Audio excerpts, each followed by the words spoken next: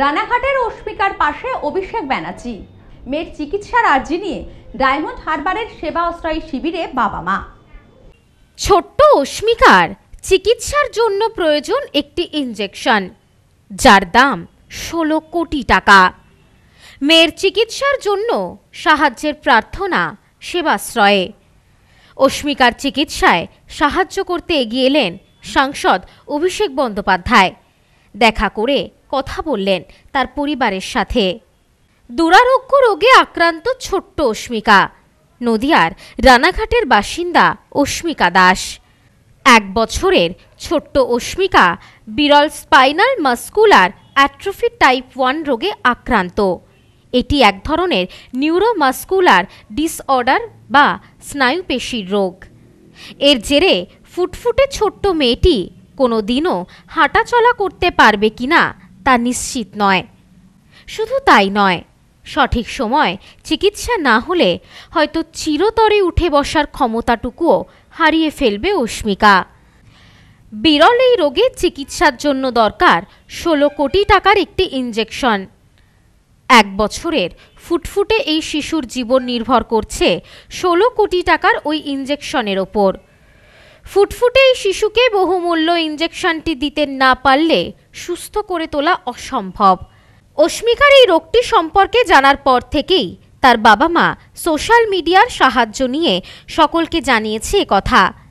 অস্মিকার এই কথা জানাজানি হওয়ার পর থেকেই ব্লগার, ইউটিউবার থেকে শুরু করে নামি দামি ব্যক্তিত্বরা সকলেই এসেছেন অস্মিকার সঙ্গে দেখা করতে। সেই সঙ্গে সকলেই তাদের পারকতা অনুযায়ী সাহায্য করেছেন অস্মিকার চিকিৎসার জন্য।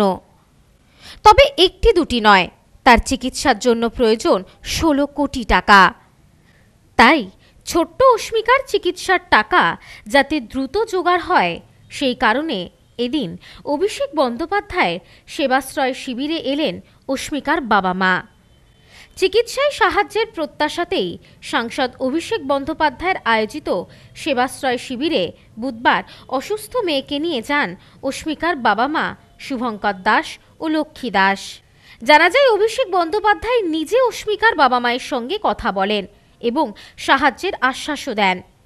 এই বিষয়ে অস্মিকার বাবা বলেন, অভিষেক বন্দ্যোপাধ্যায় আমাদের সঙ্গে কথা বলেছেন, আমাদের যোগাযোগের নম্বরও দিয়েছেন। এই বিষয়ে কি করা যায় তিনি দেখছেন বলে জানিয়েছেন। জানা যায়, ক্রাউড ফান্ডিংয়ে এখনও পর্যন্ত 5 কোটির কিছু বেশি অর্থ জোগাড় হলেও বাকি প্রায় 11 কোটি টাকা। অস্মিকার চিকিৎসার সাহায্যে এগিয়ে এসেছেন বহু সেলিব্রিটিরাও। রূপম ইসলাম থেকে ইমন, শ্রাবন্তীরা অস্মিকার জন্য সাহায্য চেয়ে ভিডিও বার্তাও দিয়েছেন। জনপ্রিয় ব্লগার প্রবাসের ঘরকন্যা মহুয়া গাঙ্গুলিও পাশে দাঁড়িয়েছেন।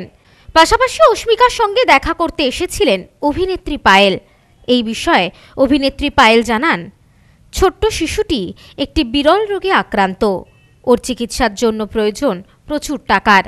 তাই আমরা যদি একটু সকলে এগিয়ে আসি, ওর পাশে দাঁড়াই, তাহলে এই ফুটফুটে বাচ্চাটি আগামী দিনে সুস্থভাবে ভালোভাবে বাঁচতে পারবে।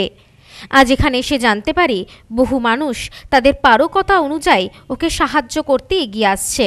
আপনারাও এগিয়ে আসুন। এখন সকলের একটাই প্রার্থনা, যত তাড়াতাড়ি সম্ভব ব্যবস্থা হোক অর্থের, তাহলেই তাড়াতাড়ি সুস্থ হয়ে উঠবে ছোট্ট অস্মিকা। যেটা আমি ওর মার মুখে শুনলাম, উনি বলছিলেন, অত্যন্ত ইমোশনালি কথাগুলো বলছিলেন যে যা হয় মানে সদ্যজাত শিশু, সে যদি ঠিকমতো মুভমেন্ট না করে বা হাত পা, যেটা উনি বলছিলেন যে হাত পা নাড়াচাড়া না করে, তখন প্রত্যেকটা বাবা মার মনেই একটা প্রশ্ন জাগে যে আমার সন্তানের হঠাৎ করে কী হলো, এমন কি হলো যে সে তার বয়স বাড়ার সাথে সাথে তার হাত পা ঠিকমতো নাড়াচাড়া করছে না। তো সেক্ষেত্রে যখন ওনারা জানতে পারলেন যে এরকম একটা সিনড্রোম দেখা দিয়েছে, তখন ওনারা বললেন যে 16 কোটি টাকা মতো খরচা এই ইনজেকশনটা পুশ করতে, বা ইনজেকশনটা দিলেও ওনার মেয়ে ধীরে ধীরে সুস্থ হয়ে যাবেন। তখন সেখানে যখন আমাদের একটা ভবিষ্যৎ প্রজন্ম, একটা ফুটফুটে ছোট্ট বাচ্চা মেয়ে, যাকে আমরা তার মা বাবার কোলে ফিরিয়ে দিতে পারলে যে আনন্দটা আমাদের হতে পারে, তার থেকে বড় আনন্দ কিছু হতে পারে না। কারণ ওর এই সুন্দর হাসিটা কিন্তু অমূল্য। অর্থাৎ এটা কোনো টাকা দিয়ে কোনো পয়সা দিয়ে তাকে কেনা যায় না।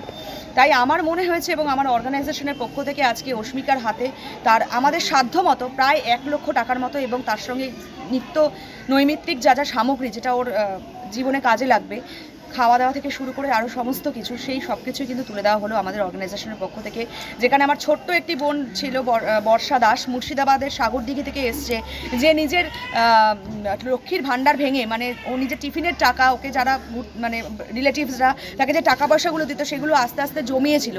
যখন সোশ্যাল মিডিয়ায় একদিন হঠাৎ করে ও গেম খেলতে খেলতে এই ছোট্ট বোনটিকে দেখে, তখন ওর বুকটা কুকড়ে ওঠে, ওর মন কেঁদে ওঠেছে। ওর মনে হয় যে আমার এই ছোট্ট বোনটিকে আমি ওর বাবা মার কোলে সুস্থ অবস্থায় ফিরিয়ে দেবো। সেখান থেকেও কিন্তু ও 6,000 টাকা নিজের ওই লক্ষ্মীর ভাণ্ডার ভেঙে টিফিনের পয়সা জমিয়ে সেই বাচ্চাটিকে কিন্তু ও আজকে কিন্তু ওর সুস্থ হওয়ার জন্য কিন্তু ও খরচ করার জন্য দিল।